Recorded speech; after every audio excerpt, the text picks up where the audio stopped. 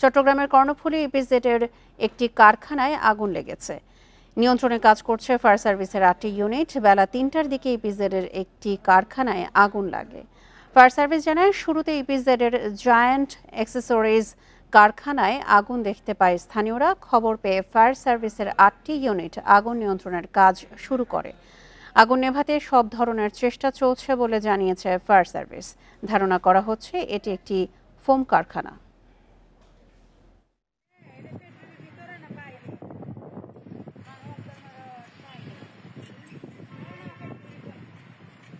নিয়ে জানাতে সেখান থেকে যোগ দিচ্ছেন সহকর্মী আব্দুল্লাহ রাকিব। রাকিব, কিভাবে আগুনের সূত্রপাত হয়েছে, এখন কি অবস্থা দেখতে পাচ্ছেন?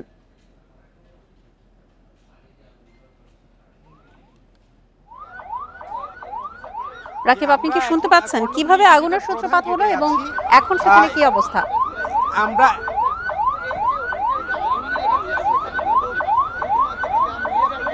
আমরা কর্ণফুলী ইপিজেড যে কারখানাটি যে ইপিজেডের মধ্যে রয়েছে সেখানে আছে, কিন্তু প্রধান ফটকে আসলে নিরাপত্তা কর্মীরা আমাদেরকে আটকে দিয়েছে। গণমাধ্যম কর্মী কাউকে আসলে ভিতরে যেতে দিচ্ছে না। একটি বিশাল একটি এলাকা জুড়ে ইপিজেডের অবস্থান। সেখানে দুটি কারখানা আমরা জানতে পেরেছি, একটি ফোম কারখানা রয়েছে আর একটি অ্যাক্সেসরিজ কারখানা রয়েছে। এই দুটি কারখানায় আগুন লাগে খবর পায় ফায়ার সার্ভিস দুপুর 2:55। এরপরে ফায়ার সার্ভিসের প্রথমে 3টি ইউনিট, পরবর্তীতে 4টি ইউনিট, সহ মোট 8টি ইউনিট এখন পর্যন্ত এখানে এসেছে। আমরা দেখছি বাইরে উৎসুক মানুষ রয়েছে। ফায়ার সার্ভিস, সেনাবাহিনী অবস্থান করছে, কিন্তু গণমাধ্যম কর্মী এবং এখানকার যারা স্থানীয়রা আছে তারাও অপেক্ষা করছে, কিন্তু ভেতরে আসলে ফায়ার সার্ভিস ছাড়া কাউকে প্রবেশ করতে দিচ্ছে না। এখানকার বিভিন্ন বাহিনী, আমরা পুলিশ থেকে শুরু করে নৌবাহিনী, সেনাবাহিনী, তাদেরকে দেখতে পাচ্ছি। তারা আসলে চেষ্টা করছে এখানকার যে মানুষের চাপ, সেই চাপটি সামলেও তারা এখানকার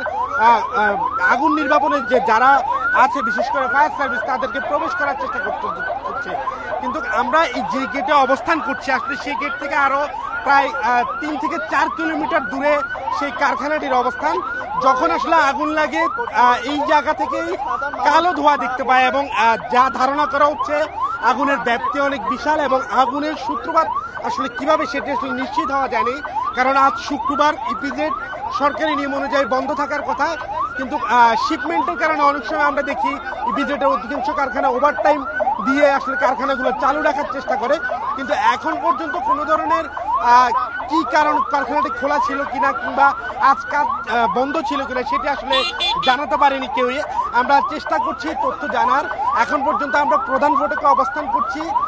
এখানে আসলে গণমাধ্যম এবং বিভিন্ন বাহিনীর সদস্যরা রয়েছেন, কিন্তু কাউকে ভিতরে এখন পর্যন্ত প্রবেশের অনুমতি দেয়নি ইপিজেড কর্তৃপক্ষ। এখন পর্যন্ত চেষ্টা করছে ফায়ার সার্ভিসের 2টো গাড়ি এখন অপেক্ষা করছে আসলে ভেতরে ঢোকার। তবে এখানে উৎসুক মানুষের ভিড় সামলে ভেতরে যাওয়া এটি একটি দুঃসাধ্য ব্যাপার। তবে চেষ্টা করছে, আমরা দেখছি সেনাবাহিনী, নৌবাহিনী সহ অন্যান্য বাহিনী যারা রয়েছে তারা চেষ্টা করে যাচ্ছে ভেতরে প্রবেশ করার। আমরা দেখছি গেট খুলছে, গেট খুলে ভেতরে গাড়ি নেওয়ার চেষ্টা করা হচ্ছে। আমরা যতটুকু ধারণা করছি যে ফায়ার সার্ভিসের ইউনিটের সংখ্যা বাড়ানো হচ্ছে, সব মিলিয়ে 9টি ইউনিট যুক্ত হচ্ছে এই মুহূর্তে। ফলে আগুনের বিশালতা কিন্তু কিংবা আগুনের ব্যাপকতা যে নিশ্চিতভাবে বেশি সেটি অনুমেয়। তবে আগুন এখনো ছড়াচ্ছে কিনা, অন্যান্য কারখানায় ছড়িয়ে পড়েছে কিনা সে বিষয়ে স্পষ্ট কোনো তথ্য এখন পর্যন্ত পাওয়া যাচ্ছে না। কর্তৃপক্ষে কোনো কথা বলছে না এবং যারা মালিক পক্ষে ধারণা করা হচ্ছে এই দুটি কারখানার মালিক বিদেশি কোনো পক্ষ, অর্থাৎ এখানকার যারা বিনিয়োগ করেছে ইপিজেডে, কর্ণফুলীতে বেশিরভাগ হচ্ছে বিদেশি বিনিয়োগকারী। ফলে এখন পর্যন্ত ভেতরের কি অবস্থা, কয়টি কারখানা, আমরা এতটুকু পর্যন্ত ফায়ার সার্ভিস থেকে তথ্য পেয়েছি। ফায়ার সার্ভিসের নিয়ন্ত্রণ কক্ষ থেকে মাত্র 2টো কারখানায়, বিশেষ করে একটি ফোম কারখানা রয়েছে এবং আরেকটি অ্যাক্সেসরিজের কারখানা রয়েছে, সেই 2টি কারখানায় আগুন লেগেছে। তবে আগুনের পরবর্তী সর্বশেষ কি তথ্য, সে তথ্য আসলে আমরা যেহেতু ভেতরে প্রবেশ করতে দিচ্ছে না গণমাধ্যম কর্মীদের, ফলে সেটি এখন আমরা নিশ্চিত করে জানতে পারছি না। আমরা দেখছি প্রায় 10 মিনিট হতে চললো ফায়ার সার্ভিসের একটি ইউনিট অপেক্ষা করছে, কিন্তু ভেতর থেকে আসলে অনুমতি না পাওয়ায় সেই গাড়িগুলো এখনো প্রবেশের জন্য অপেক্ষা করছে। তবে সাধারণ মানুষের ভিড় সামলে ভেতরে যাওয়ার চেষ্টা করা হচ্ছে এবং এখানকার আমরা দেখছি উৎসুক মানুষের ভিড় বেশি।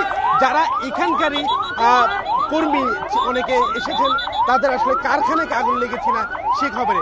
তবে ভেতর থেকে আমরা যে খবরগুলো পাচ্ছি, যখন 2:30টার দিকে আগুনের সূত্রপাত, ফায়ার সার্ভিস যেহেতু বলছে তারা 2:55 আগুন লাগার খবর পায়, তখন থেকে আসলে ধোঁয়া, দূর থেকে কালো ধোঁয়া দেখতে পেয়েছেন। তবে নৌবাহিনী এবং ফায়ার সার্ভিসের সদস্যরা তাৎক্ষণিকভাবে এখানে এসেছেন। এখানে এসে তারা শিল্প পুলিশের আমরা দেখছি বিশেষ একটি ইউনিট এসেছে, তারা তৎপরতা চালাচ্ছে এখানে আসলে যাতে নিরাপত্তার পাশাপাশি এখানকার যে কারখানার যে রয়েছে সেগুলোকে সুরক্ষিত করার জন্য তারাও চেষ্টা করছেন। কিন্তু ফায়ার সার্ভিসের একটি ইউনিট অনেকক্ষণ ধরে অপেক্ষা করছে, প্রায় 10 মিনিট পেরিয়ে গিয়েছে, কিন্তু এখন পর্যন্ত এই ইউনিটটি প্রবেশ করতে পারছে না। তবে এখন পর্যন্ত চেষ্টা চলছে সেই গাড়িটি প্রবেশ করানোর, উৎসুক মানুষের ভিড় ঠেলে। আমরা এখন পর্যন্ত যে তথ্যটি জানি, 2:55 কর্ণফুলী ইপিজেডের কারখানায় 2টি কারখানায় আগুন লাগে এবং সেই আগুন নেভাতে ফায়ার সার্ভিসের এখন পর্যন্ত 8টি ইউনিট যুক্ত হচ্ছে এবং আরেকটি ইউনিট যুক্ত হবার অপেক্ষায় রয়েছে। এই ছিল আমাদের কাছে এখন পর্যন্ত কর্ণফুলী ইপিজেডে আগুন লাগা সর্বশেষ। আমরা দেখতে পাচ্ছি রাকিব, সেখানে অনেক সেনাবাহিনীর সদস্য রয়েছেন। সেনাবাহিনীর সদস্যরা কি জানিয়েছেন এই আগুনের ভয়াবহতা সম্পর্কে বা কিভাবে আগুন লেগেছে? তারা কি সেখানে নিরাপত্তায় ছিলেন?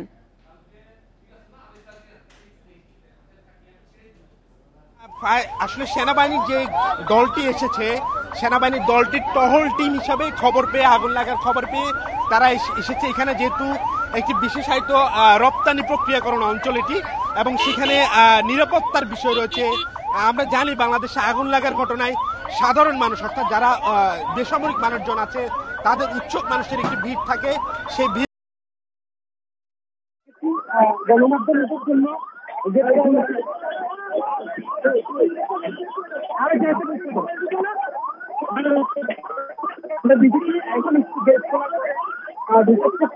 গণমাধ্যম তারা যুক্ত দেবে সেনাবাহিনীর যে কথাটি বলছে, তারা আসলে এখানে শৃঙ্খলা নিয়ন্ত্রণের জন্য আছে এবং তারাও আসলে দ্রুতভাবে করতে পারেনি, অবস্থায় তারাও জানাতে পারেনি।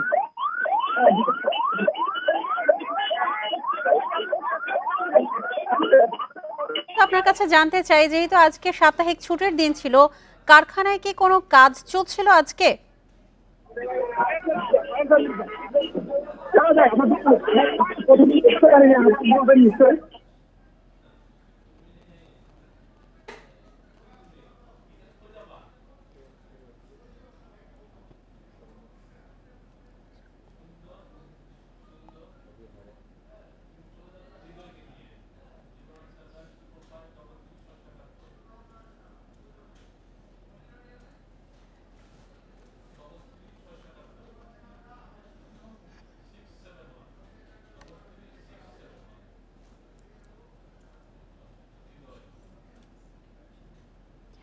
চট্টগ্রাম কর্ণফুলী ইপিজেডের প্রায় 2টি কারখানায় আগুন লেগেছে। ইতোমধ্যে চট্টগ্রামের এই ইপিজেড কারখানার আগুন নেভাতে 9টি ইউনিট কাজ করছে ফায়ার সার্ভিসের।